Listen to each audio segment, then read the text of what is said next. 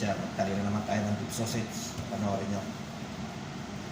Ganyan na kayo magtali dito ng beef sausage. Bol-bol. Yan. Baka-basic lang yan.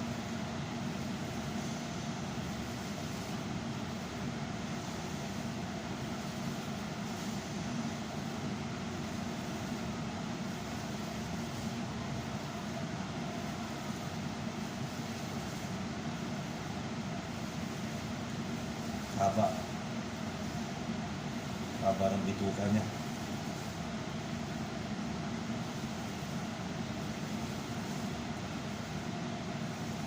Yan, haba niya.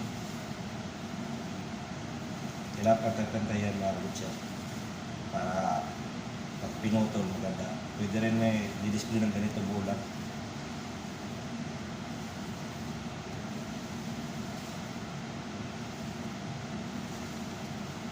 Para tapusin yung mga butcher.